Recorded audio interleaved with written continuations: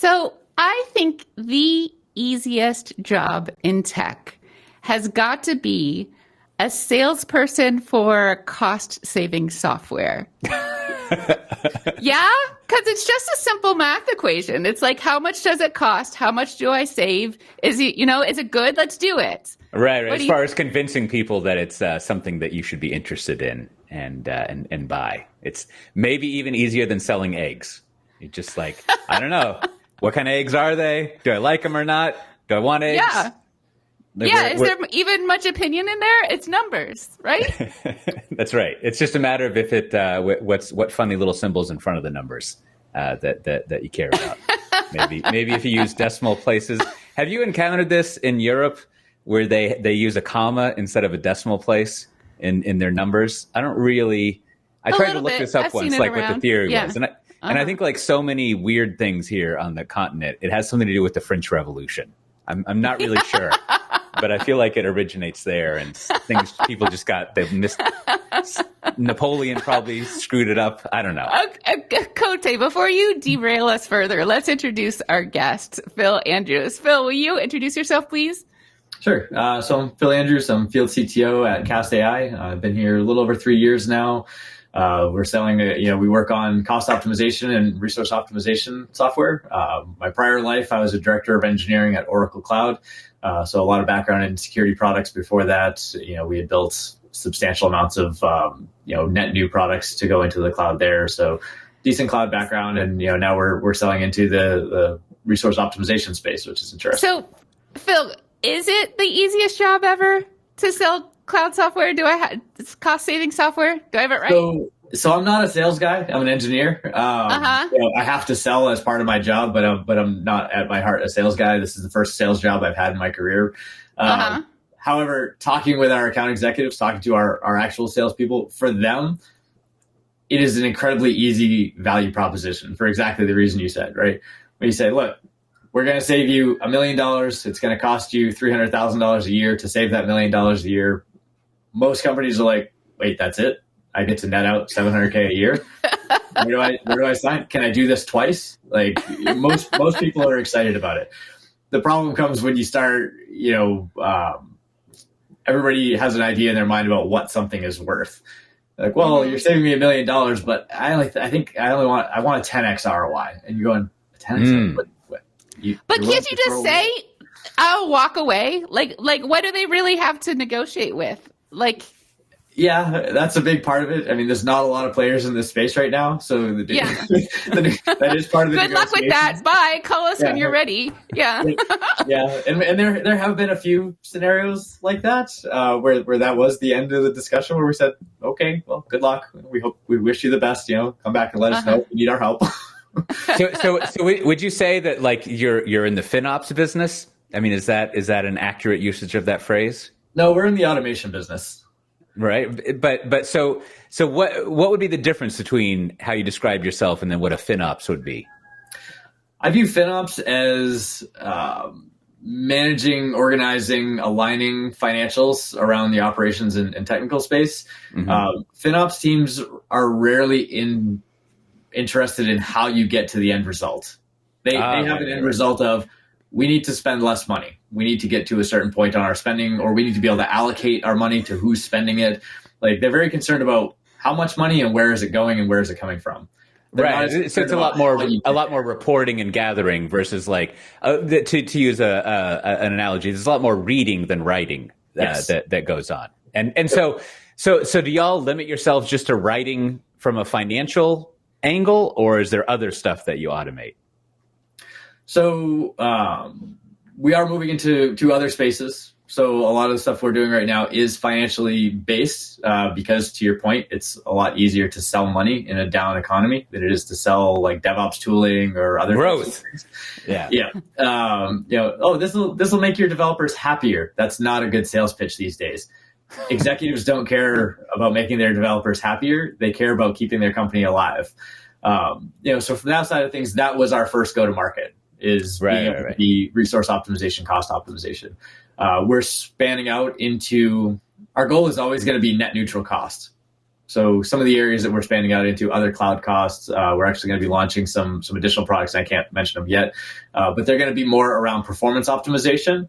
But the performance gains will result in a cost reduction that will have Cast AI being a net zero cost. So we'll basically increase performance at a net zero cost to the customers. And so we are going to be moving into more performance management in some of our new products. So I was joking at the beginning that it's a simple math equation, but I don't think it's quite as simple. Like I can think of a few other factors besides, so there's automation, there's right sizing, but then there's like literal cost of compute. Like I understand some cost saving software is actually monitoring cloud APIs and whatever else to make sure you have a great instance at the moment. And then there's also the cost of running the cost-saving software. So whether it's training or the compute itself of or the time cost, and then of course the literal cost. So how much do those other factors play in to our not so simple after all math equation? So those factors are a lot more present in some of the more reporting tools out there, the tools that are giving recommendations. Because any tool that's going to give you recommendation, you need an engineer clicking refresh on some cadence and then going and doing the work to apply those recommendations. So we tend to see customers getting exhausted with those types of scenarios where they're constantly chasing the recommendations and they've got an engineer basically dedicated full time to doing that. When we move more towards full automation, there is a ramp in the beginning, and we see customers, 1 to 2 months of kind of ramp up time in the beginning, doing the implementation across their platform. But it's much more of like a set it and forget it once that's in place and as it's kind of going forward from that point.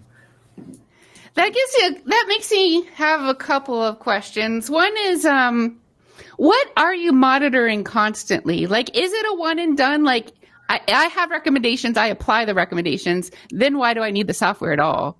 Or are you constantly monitoring it? So we do get that question a lot too. Like, well, once you fix our environment, aren't we done? Well, yeah. Sure, if you have an extremely static environment where nothing ever changes. But if that's the case, then you're doing Kubernetes wrong in the first place because you're paying for whatever your peak usage is 24/7, 365. You're paying for whatever that flat usage is.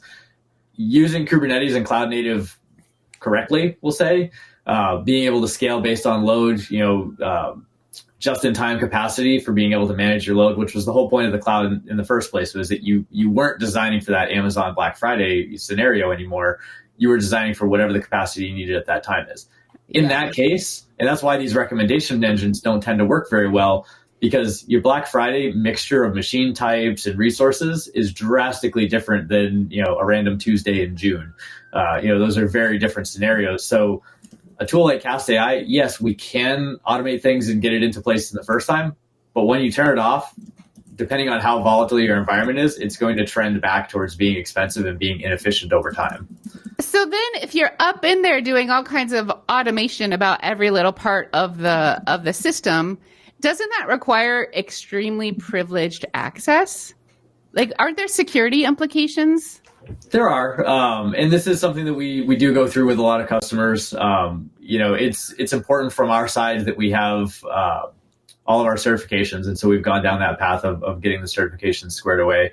But also we have path of least privilege, right? We try to make sure that we're using the least possible resources necessary, the least permissions necessary to make sure we have just the amount of access that we need. We can create and remove virtual machines from a customer's AWS instance or GCP account. Absolutely. However, we can't access things like secrets. We can't access things, logs or user data or application data. So we have it scoped narrow enough that even though we have operational control over some assets, we don't have data control. So we don't have access to any of the data, and the data is what people are mostly concerned about. I mean, obviously they don't want anybody taking their system offline, and that's a trust, that's us building trust. But the data side of things is why we're very careful in how we structure things. So I was watching a talk you did at what is it, KCD, the Kubernetes Community Day. Oh yeah. Yeah, and it was great. I think you can reverse engineer the some of what you were just saying, right? Like I based on the the tips that you were given? The common, I mean, I forget how many there were, but it was sort of like, here's common ways people do Kubernetes wrong that causes problems as far as accounting and cost stuff. Lots of, it also kind of exhibited lots of, well, you've got to pay a lot of attention to the resources you're using, which, and so like, it was making me think like a lot of times when I hear about problems in Kubernetes land, I often think like, I thought it did that, right? And so like one of the things that I guess I have a more appreciation for now is having listened to that is like, it doesn't really pay attention to scheduling stuff efficiently, or it only does it one limited way. And so in fact, you've got to do a lot more work, right? Like to make sure that you're, as you were saying, like you're not only using 10% of something or whatever, right? Even the, I don't know what the phrase is in the trade, but there's that noisy neighbor or maybe greedy neighbor that's just like doesn't allow you to do stuff well, while you, as you say, put your stateful stuff in a corner somewhere. Anyhow, like this is a weird way of asking it, but like, isn't that kind of disappointing that Kubernetes doesn't already do that? Like, it seems like it should. Yes. We get a lot of asks from customers being like, hey, we need this specific set of resource, constraints and requirements. And we say, well, Kubernetes doesn't offer that. Like, there's a lot of customers out there that want to keep, say, a 10 or 15% unscheduled space on their nodes. Mm-hmm. So we want that 10 or 15% empty and allowed for different services to be able to burst and use that space. We want to block that out. That's incredibly difficult to do in Kubernetes. There's not just like a toggle that you can set that sets that up. There's some kind of back behind the scenes stuff that you can sort of do, but it doesn't really do it that way. Yeah. That's just a common thing that people want, and Kubernetes just doesn't offer it. So then we have to find kind of workarounds using within the framework of Kubernetes. And that was, we had talked on the previous session about placeholder pods. And, that's something we've kind of worked with a lot of our customers on, because Kubernetes offers you a ton of different tools and options and available, resources out there. Figuring out how to assemble them into a good, highly resilient and cost-effective configuration is what's really challenging. Speaking of noisy neighbors, am I hearing a rooster in the background? Yes. Have I not heard? Okay. My rooster occasionally crows all day long. So, and we're actually having some warm weather in New Hampshire right now. So I actually have my window open, and unfortunately, you guys can hear him. So I'd say fortunately. I'm enjoying the color. Do you have other animals? Like, what's your situation? What's going on outside of that window? Paint us a picture. So I live out in the woods in New Hampshire on 8 acres. So we have, a small kind of hobby farm. We've got around 30 pigs right now. 30 pigs? Yep. 4 lambs. I think we have lambs. I think, where are we at? 16 chickens, I think. I think we've got 16. Okay. Okay. Well, this begs the question: when does hobby farm stop being hobby farm?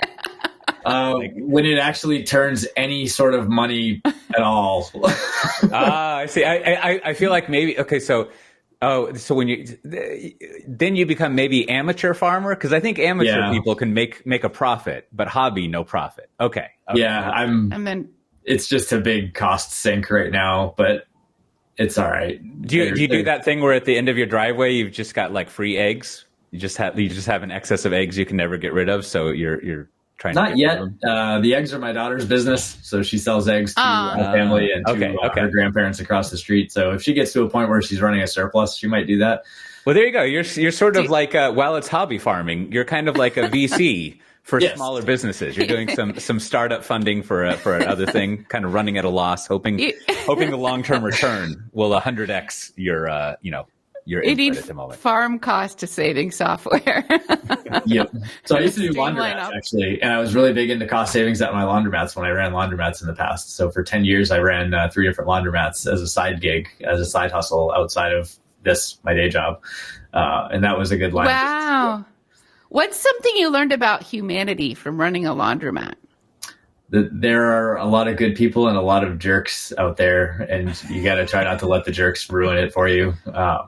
We met so many awesome people in our community, and like friends that we would know just from like their appearance and stuff, and you'd meet them at the store. And then every now and then you'd have something like ridiculously awful happen at the store. And it was so disheartening. But you had all these nice people that you had met too. So it's like one person for every 100 was a jerk. And you had to try to keep that ratio in mind because those bad scenarios hold so much more weight. Yeah. Why are we programmed to do that? It's not a nice, nice we got broken into humanity. Twice. And those were very, trust breaking issues, unfortunately. But, but overall, it was a good experience. We sold the last one 2 years ago. So we've gotten out of the laundromat business. We were too busy with our life and our kids and our hobby farm. So, yeah. Is there some sort of article of clothing or something someone you could drop off to you and you could be like, oh no, this is so much work, either a stain or a type of clothing? Horse blankets. Horse blankets. Horse blankets. We banned horse blankets from all of our stores because they're big and heavy and have like metal buckles and stuff on them, and they like destroy the machines. Oh yeah, that was our biggest issue was people washing stuff in the machines. They're like, I don't want to wash this in my home machine, so they'd come to the laundromat. And you're like, exactly. Yeah, exactly. Destroy our machines. So. Yep. Huh. Yeah, and I guess in New Hampshire there's plenty of horse blankets. Where I am, there are. Yeah.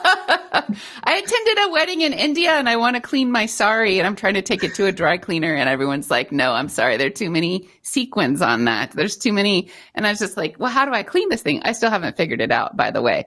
So if anyone has any comments or suggestions, surely this is a problem that's been solved, but I haven't figured it out.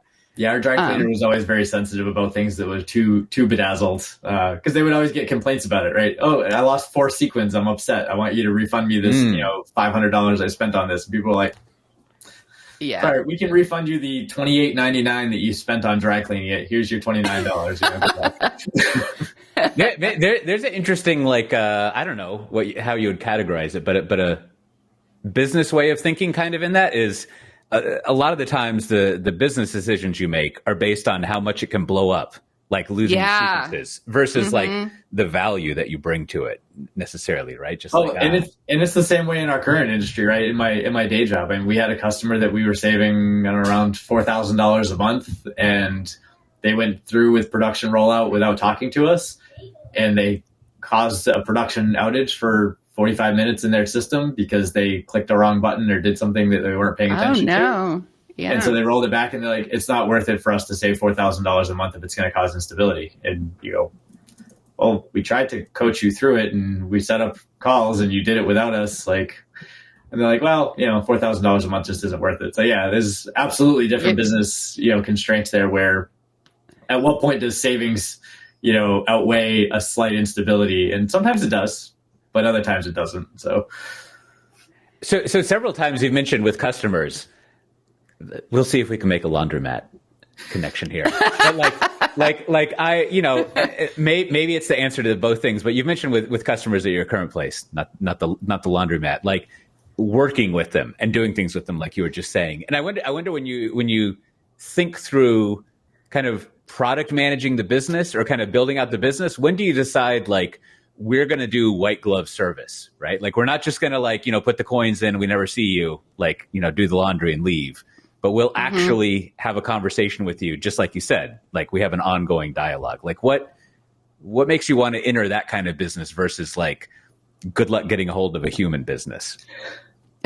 Yeah. So, I would say almost everything we do is white glove, and that's been a large part of our success. It is challenging to scale that because you need a high level of expertise to be able to do that. And it was the same when I was running the laundromats. If we got a call at midnight from our 24/7 store that somebody was having an issue, I was getting dressed and driving over there at midnight. Luckily, it was only 3 miles from my house. What's the incentive to have a 24/7 store? You're getting called at midnight for what? For $30 of profit?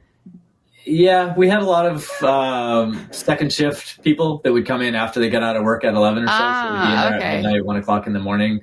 Might as well. We did close during nighttime hours for a little while after the first break-in that we had. And people were really bummed out about that. They weren't upset at us. They were upset at the people the person who caused us to need to do that. There is a lot of business there, and we didn't get calls in the middle of the night horribly often. But when you did, it was a very grumpy, grumbly kind of thing. but we would go over and take care of it.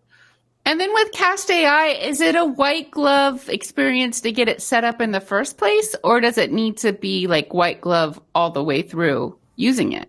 Just to get set up and do the training. And a lot of that is because it is sensitive, right? And we have had customers that did the whole setup and did their own POV, did it all by themselves, got it working. They were like, yep, they're thrilled. Where do we sign on the paper to buy? But a lot of customers, you get these poor DevOps engineers out there that are spread so incredibly thin. I mean, they're expected to know monitoring, alerting, CI/CD, setting up the pipelines. They get yelled at by developers if anything goes wrong anywhere. And they could go out and do it on their own, but then it's putting it on their head and on their shoulders if something goes wrong. We'd rather just schedule. I mean, our product is pretty easy to set up. I mean, most customers, we've got 3 1-hour meetings and they're fully optimized and they're ready to go. So for 3 hours, that's a relatively low expense to make sure that they're successful and that they feel good and that they know their way around the product. If it was, I've talked to some other vendors and they're like, oh yeah, we typically have a 3 to 4 month onboarding with our customers. I'm like, ouch. Like if you're white gloving 3 to 4 months, that doesn't scale real well. Like you need so many people to handle that. Lots of gloves. Yeah, exactly. That's a lot of gloves. But with us, where it's relatively easy onboarding, we can get them up and running. It's worth it to us to do that white glove service and make sure that we have, sales engineers and solutions architects that are able to do that onboarding and make it effective. So what do you think the deal is with so I used to work at BMC software way back in the 2000s, right? And I don't know. They do everything. I don't know what they do now. They're splitting themselves up now and doing all sorts of stuff. But it was this is where I learned this quandary that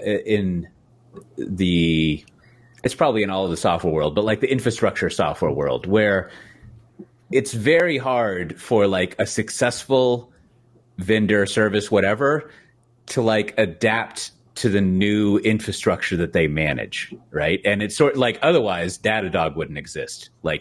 BMC and CA and HP and IBM or Tivoli would have just monitored it, right? All these new companies come along, and I guess there's a the New Relic people used to whatever. There's the people who kind of launder startups over and over again, so to speak. But let me get to the point here. Why does that happen? Why can't, I'll pick on them, but it's just representative. Why can't the likes of BMC come in and just do what you do, right? Not that what's holding them back from whatever magic that y'all have that allows you to do interesting work here? Sure. I mean, they could. It's time, money, and expertise. Are they willing to invest time, money, and expertise to build something, right? I mean, the expertise that we bring to the table, we have a very strong depth of Kubernetes knowledge on our side, which can be acquired, right? For the right amount of money, any company could buy that. The biggest thing for us is the actual node auto-scaling piece. And that's why if you look around kind of in this space, there's nobody else in this space that's doing it effectively. You've got Carpenter that's out there that's open source that has hundreds of developers contributing to it. And we still beat Carpenter by 30 to 40% head to head every time we go. And it's something like that. Is the moat around that trade secrets and IP and patents, or is it just your magic sauce? I'm mixing metaphors. The secret sauce, why can't other people figure that out and do it? Why is it only y'all? And this is a specific question about this generalized to every other kind of big incumbent company versus startup like this. But there's always something that it seems frustrating, or it's not frustrating. It's weird that it exists like this. IP is part of it. So we do have some good IP backing our products, but time in industry. We started down this path 5 years ago when money was free, right? Cast AI was founded in 2019 when everybody was getting massive valuations, 50x, 100x valuations because money was free. Nobody was worried about saving money. We built the core of our platform back then, and we've got 5 years building it. The amount of nuance and coding in there to protect against bad scenarios, to protect against negative outcomes. Right. it's a lot of code, right? It's a lot of time. It's a lot of edge cases that we've covered. We're still encountering today customers that we come into and they go, oh, but I've set up like this. Can you handle that? Yes, we need to, add some code to it. We need to do some handling. We might need a feature. Right. So even after dealing with, I've probably talked to 1,000 customers. We have well over 200. Yeah, we've got well over 200 that are onboarded as live active customers. I forget the number exactly, but when you see that many different environments and that many different use cases, we've built. There's a lot of, I'll call it tribal knowledge, right? But there's a lot of iteration over time that's been built into the Cast AI product. We have a good enough lead that a lot of the Me Too companies that have come out in the past 2 to 3 years and just started in the past 2 to 3 years can't catch up. It's such a big chunk of work. And that's why we're seeing a lot of people entering the workload right sizing space, right? When we talk about container right sizing, I know we had talked about it in our previous encounter, Whitney, about pod right sizing, workload right sizing in Kubernetes. That's a much more accessible and lower risk space. And that's why you're seeing 3, 4, 5 companies come out in the past couple of years that are entering that space, because it is much easier to get into that space. It's a lower risk space. Yeah. So like maybe to put into like a theory or a law or whatever, kind of what you're saying there is, at some point, however many years ago, several years ago, a big bag of money showed up on your door. And that allowed you to start working on this a lot earlier than other people. And the other angle of that is it also allowed you to take the risk of starting on something that maybe was a bad idea, right? Like, that if you were at a larger company, this is almost, I don't know, maybe it's a little bit of disruption theory in there, but there's some aspect that's missing from it. Whereas at a larger company, it's not that they wouldn't think this would be a good idea. They're just like, or I could keep making money over here. I hear 10 ideas a day and I know that like 0.5 of them will be successful, right? And so like the way that we'll run our industry is we'll let people like y'all just like wait for the magic bag of money, and then maybe some of you will be successful, right? And so maybe when you're at a larger company, you don't really you don't want that kind of like risk management. What was it? I imagine... Oh, at a larger company, you wait for a smaller company to get it right, do all that experimentation, and then you just buy them. Isn't that how it goes? That's very common. What is it? 3% of startups are successful. So you got these large companies out there watching for those 3% and then either throwing a huge bucket of money at it internally to just rip it off, or buying, whatever the most successful incumbent is that started down that market. And for us, it was this is the third startup our founders have done. And Cast AI came out of the problem that they solved in their last startup. Their last startup, their AWS bill was just increasing like 10% month over month over month over month. And they just, every time they would try to knock it down and get it under control, it was the next month, it was still up another 10%. They're like, we have cloud health. We have the tools reporting. It's telling us where all the money is going, but we just can't fix the problem. Something you said earlier about the overworked DevOps engineer made me think of a problem or an interesting space that y'all are in, which is the people who care about cost are different people than the ones who need to implement this software and who are managing the infrastructure. So how do you navigate, like, someone is telling me to come in here and I need to mess up all of your stuff or deal with, and the people whose stuff you're messing up are angry about it? Sure. And that's, the bigger the company, the more landmines there are. Yeah. Because usually it's, somebody in the, financial side of things goes to the CTO and says, you need to cut your budget by 25%, or you need to cut your cloud spend by 20%. And so the CTO goes, okay, everybody go find money to save. And they're going, and they're looking at Fargo and everything, right? Because that's not useful work. It's useful work in that it's keeping the company alive, but it's not like interesting work.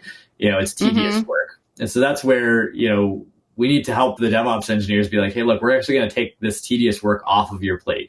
We're going to help you guys, because you don't want to go look through 700 different AWS instance types and look at the prices for them and pick which one is best. And do that again next month, and do it again the month after that. Is that the AI part of Cost AI? It is part of it. Yeah. Is keeping the analysis around the different pricing trends across the different clouds. Spot instances is a big part of it as well. Spot instances are sort of a black box in the cloud. What is a spot instance? So spot instances are an instance that you can buy on the clearance rack. So it'd be like going into a discount store.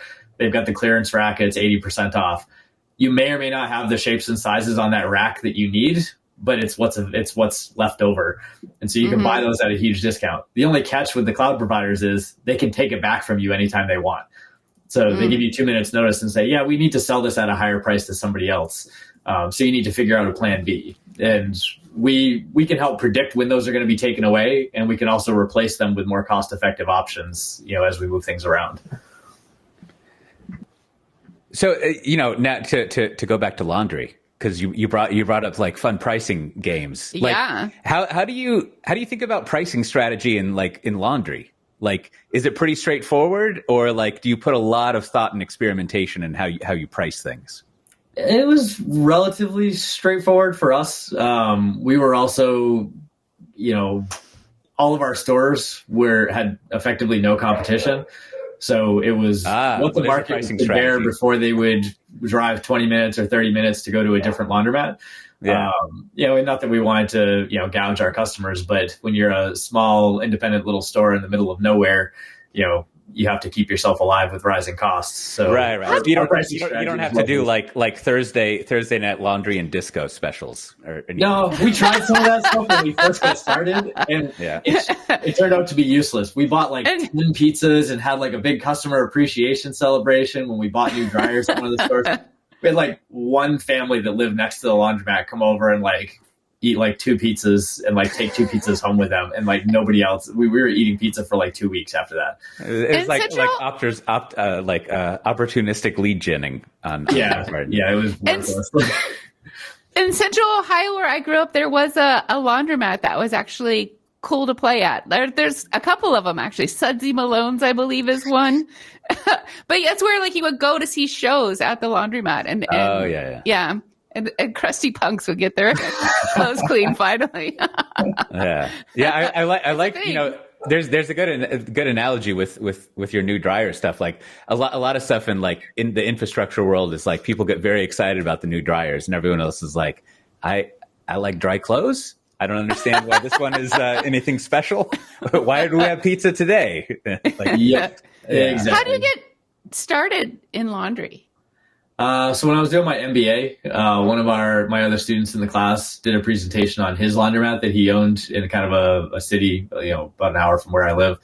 And I was going through it. And I'm like, that's a really interesting side hustle. I'm like, and this was when I was young and poor. My wife and I had only been married for 2 or 3 years at that point, and we didn't have a lot of extra money. We had just bought a house. We had 1 kid at the time. And I came home and I was like, this is that's kind of an interesting side business. My wife's a stay-at-home mom. She has been our whole marriage. So we were one income. And at the time, we weren't destitute, but we weren't rich for buying, typical straight out of college, young kid. Yeah. And so we looked around to see, what's that? Character building. Yeah, exactly. We looked around to see kind of if there were any laundromats around. We didn't find any that were for sale. There was one like an hour away. We're like, we can't manage that. 2 weeks later, the laundromat that was 2 miles from our house had a for sale sign on the window. We're like, that seems like a sign. So we called them up. A literal. Literally a sign. It was just a small store. It was pretty easy to maintain. My wife could go over there and help out with it, because it was only 2 miles from our house. And so we made an offer, and, I cashed out what little bit I had in my 401k at that point in time. It was like $15,000. That was our down payment. We got a commercial property loan. We owned the building, all the equipment inside of it, and a 4-car parking spot out front, like 4-car parking lot. So it was very tiny. And we bought it in 2012. Yeah, 2012. We ran that was the first one we had, and we ran it for 10 years. But it was about $20,000 a year of extra income to the family. Do you think that experience informed your software career? It definitely helped me with business sense. As far as a lot of engineers don't think about how their actions are going to apply and impact the overall business from a higher level. And so that was one advantage that I had. I kind of moved into management, and that was one of the things that I think was a good advantage there, was being able to understand how your work impacted the larger business, and which is, I think, is also helpful with my role at Cast AI since I've been here, is being able to help DevOps engineers and managers of DevOps, platform engineers, understand how this impacts their overall business. We actually had a DevOps team for one of our customers get pulled up on stage at an all hands meeting and celebrated because they saved the company. Not even kidding. Oh. Like, how many DevOps teams have you ever heard of getting celebrated at an all hands meeting because they saved the company from bankruptcy? Like, that was amazing that their impact, by cutting they cut cost of goods sold by about 75% over the course of 8 months. Yeah, sometimes people really do like the new dryers. Yeah, exactly. Like that was a case where the CEO literally brought them up on stage and celebrated them. It was fantastic. It's like with that. With all these people you talk with, it's making me also think. I've had conversations with people a little bit where there's the notion that silos should be broken down and we should DevOps with each other more and things like that, but. In some of the, listening to the talk that you had and some of the conversation we've been having here, it seems like there actually is a lot of good utility to silos, right? Like, as you're saying, there's the beleaguered DevOps person who's expected to do everything. I'm sure the developers think they're expected to do everything, and on and on and on, right? But there's some kind of like I don't quite know where the line is, but I wonder what you see out there, like. How far do you turn the knob on silos and it's still a good idea versus like if we try to lower the silos at some point, it's not good, right? Like we don't have enough division of responsibility and labor crossed by expertise. Like how are people organizing their silos nowadays that works and doesn't work? Yeah. And so the extremes are never good, right? When you've got extreme cross-functional meshing, you find that you never get anything done. And it looks like my camera froze, so let me try fixing it. On the other hand, you've got silos at some of the bigger companies that are so incredibly locked that I've had DevOps engineers that were terrified, absolutely terrified about making a change because they didn't want the developers coming and yelling at them. And so on that side, the silos were so strong, there was no cross-silo communication. It was just all or nothing. And the ones that we found work best are the ones where, the managers of, say, DevOps and the development engineering teams were able to actually work together, and they would come up with a plan to collaborate. They'd have a meeting once a week and they talk about, hey, what do you need from the devs this time? Are you having any problems? And so they wouldn't necessarily be discussing every little minute decision. For instance, the decision to buy Cast AI or buy, some other similar tool. The DevOps team would be empowered to make that by themselves, but they would want to let the development team know what was happening. Be like, hey, by the way, we're making these changes. If you see anything or hear anything bad, let us know, but otherwise we're going forward with it. Right. So then they're empowered to actually make that change. Sorry, go ahead. Have you ever seen any of those really strong silos get broken down? And if so, like what strategies or work for that? Yes, not as much in my role here, but when I was at Oracle, that was one of the things that we actually did at Oracle before I left. We were building a company-wide threat intelligence platform. At Oracle, any two divisions of Oracle working together is absolutely unheard of. We got 8 different security teams from all the way across Oracle able to collaborate and willing and commit to piping all their data to a central platform, doing the analysis, doing the threat hunting in a central platform, adding threats to a central database, and then being able to leverage that across the entire company, 140,000 person company. That was earth-shattering for a company of that size to be able to get those silos broken down. I mean, every security team in the world wants to protect their little fiefdom. So the fact that we could get everybody to collaborate and decide on a decision forward, that was incredible. And that just, it took a year. What was the first step? What's step one? getting internal buy-in from like at least just somebody, like we got executive sponsorship. Getting some champion, right? Getting some champion, at a high enough level that they can at least get you a voice. We were able to get the chief of security within Oracle Cloud to buy in, and he asked for some changes, and he asked for some architectural changes, and he asked for some kind of interface changes, but he said, yep, I think this is what we need as a company, and this is what our competitors are doing. He's like, we need to get on board. We need to modernize. After that, it was meeting after meeting, discussion after discussion, who gets what. Everybody wanted to own a little bit here and there. So typical politics, right? It's the same as anywhere else. Everybody wanted to feel like they were getting a win out of it.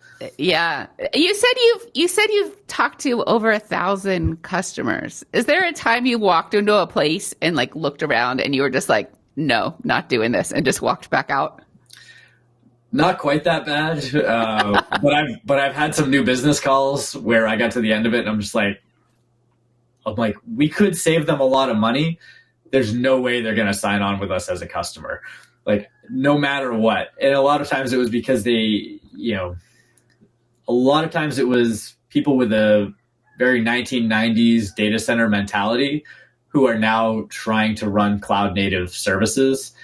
And, they've got walled gardens, and they've got, and it'll be for like a cloud native SaaS service. What's a wild garden? Walled garden. Sorry. Like a walled garden. Like they're completely isolated off from the internet. Like they don't allow any data ingress or outside. They're not allowed to use any SaaS services, and some of these times it'll be a cloud native company. It'll be a 5-6-year-old cloud native company, but they built their whole system as if it were an isolated data center back in, the late 90s, early 2000s. Yeah. Mm-hmm. And they're like, well, can we self-host your system? We're like, yeah, it's going to cost you about $10,000 a month because that's the minimum size of like our whole setup. If you want to self-host it and not use the SaaS platform, like, well, our whole infrastructure only costs $6,000 a month. And we're like, that's our point. Right. Yeah, it's funny is the word to use. Not that it's literally funny, but it is. It is. Yeah, it is frustrating when you have a customer and they're like, "I love what you're doing there, but I want to run it on premise." And then, as you're saying, part of the magic is that it doesn't run on premise, right? Like whatever like cost structures we get from it, or you don't have to worry about managing it. Like you're going to lose that value, and yet people will be so. They'll want to work in it was a mishearing, but I think we should start using the term wild garden. Because that's what you have when there's a walled garden that you just let it run wild, and then you end up with the wild garden you have to worry about. Yeah. So you mentioned working at Oracle, and did they do stack ranking while you were there? They did. Yeah. So this is in our show, we like to have a little moment called free therapy. And I think if I stay at my current employer in about a year, I think I'll be living under stack ranking. I think I used to be in stack ranking way back when, but I was young enough I didn't know what was happening. But so how do you everything I've ever read is that stack ranking is horrible. And so how do you... What's stack ranking, please? Oh, stack ranking is basically, why don't you tell us since you've lived through it and we're cognizant of it, what is stack ranking and how do you thrive and or survive it? So what I've seen was, you've got 100 employees, you break them down into, your top 10, 15, or 20% and your bottom 10, 15, or 20%. The bottom 10, 15, or 20%, are basically on the hook for being managed out. The top 10, 15, 20% are getting 80 to 90% of the reward at, promotion and, raise time and stock time and bonus time and all that good stuff. And then that middle, 60 to 70%, might get a little trickle down. They might get a little something here and there, but generally they're in that 3 category, right? They're that meets expectations. You're doing fine. Just keep going. We're not going to give you a raise. Yeah. They're the ones who get the steak knives. Yeah. Exactly. That was how I experienced it. I don't know about you, Coté. No, well, I way back when. Yeah. I mean, that's the explanation. I think the thing about stack ranking, the thing that can be taken to be vicious is you're not allowed to give everyone an A. right? It's like yeah, no matter what, it's grading on a curve is what we would have called us. this, right? You're creating an us versus them. You're creating right, competition within a team and instead so of like, teamwork and community. You're like, even if you love each of your 100 kids, you must kill 5 of them. Right? and so like, like you're, even if they're doing a great job. And so I think that's where like a lot of the, especially from places like the DevOps world, a lot of, just intuitively, as you just quickly intuited, Whitney, you're just sort of like, oh, right. Good job, teamwork, right? But, and yet it does seem to persist as like a management method all over the place. So there must be something about it that like is helpful, because, companies generally don't do stupid stuff that makes them like lose talent, that makes it harder for them to like make money. So I don't know, like but it is very measurable in a way that community isn't necessarily. So even though it might be inferior, it's inferior with metrics. Yeah.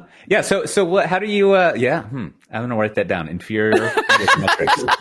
How does you work there like 7 or so years? Like how do you incorporate that into your professional life, that you've got that running around? It was really challenging. So when I first started out as a manager, I had a very small kind of almost tiger team of 4 engineers, and they were all rock stars. Like it was a small team. It was easy to manage for performance. We were one of the fastest moving teams. We got things done very quickly. We had very high quality code.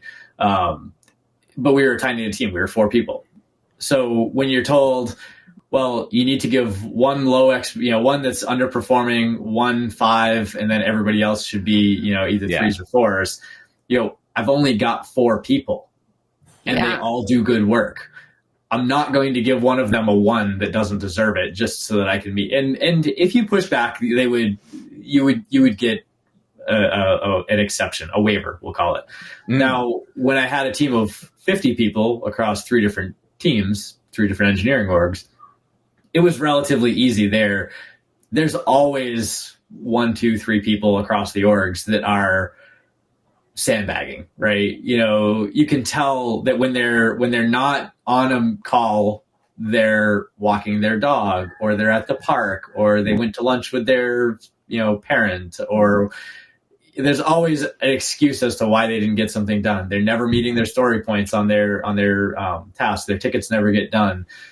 And you're like, okay, when I've got 50 people, it's a little easier. Like you can find 1 or 2 that aren't doing the job. Right. I wonder. I mean, one theory would be that in organizations where there's stack ranking, what's the phrase? You have a lot of direct reports, right? Like your is it called your spans? Like like you're saying, if you have 50 people that you need to put on a curve, that's a lot more palatable than 5.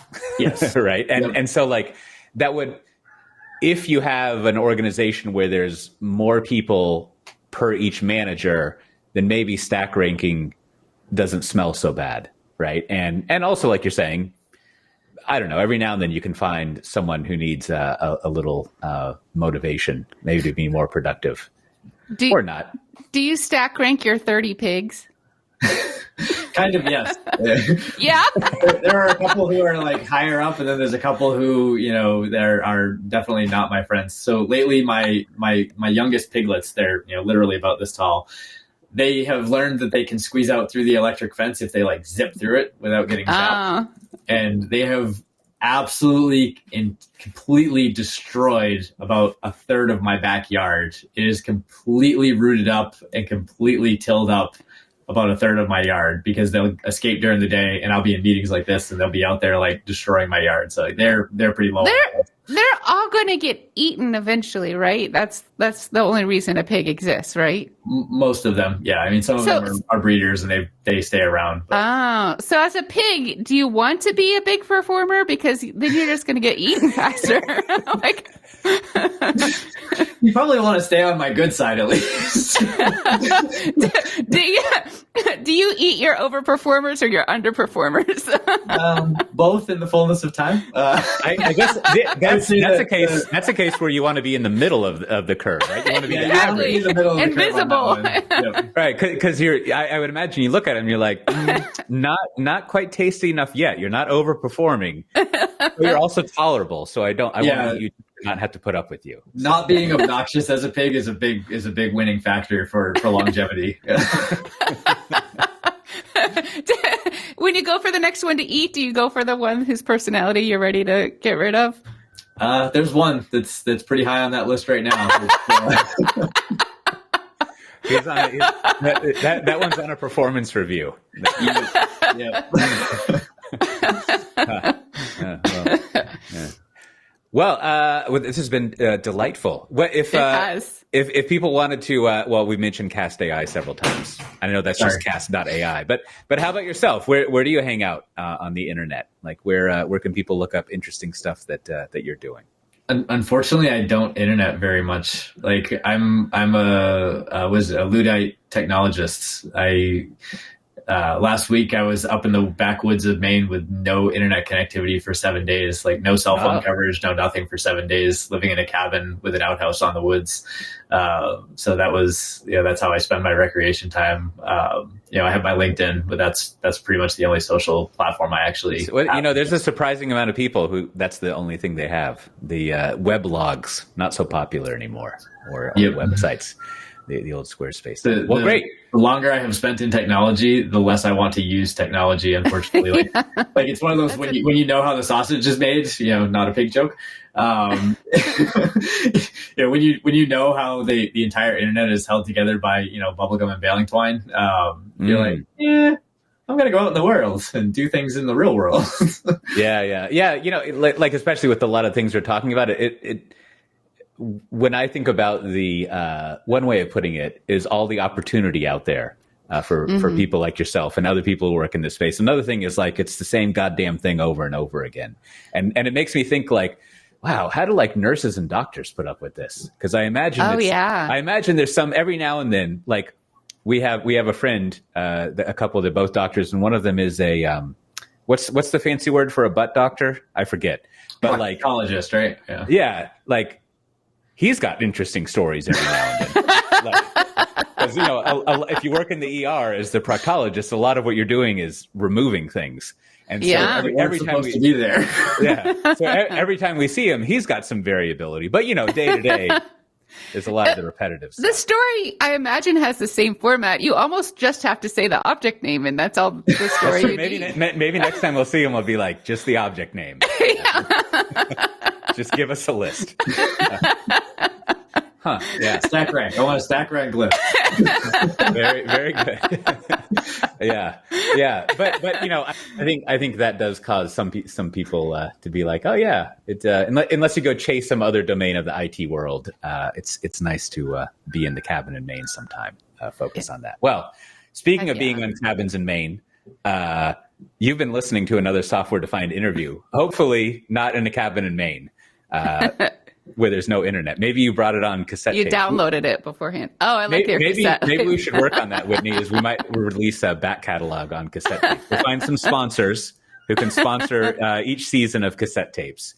And we'll email it out like those field note boxes of special things. Can we have it like Time Life books where you get like a subscription? You get one every 4 weeks. Put together an infomercial. Yeah. Yeah. Those books. Call a 1-800 number to order. Yeah, with 6 to 8 week delivery. Right? Yeah. Columbia House podcast. Heck yeah. No CODs, whatever that means. Cash on delivery. So yes, if you go to softwaredefinedinterviews.com/Whitney, what number is it? 85. You can find links to what we were talking about and check it out and see how to subscribe. And with that, thanks again for being on. It was fun, and we'll see everyone next time. Bye-bye. Thank you. Bye.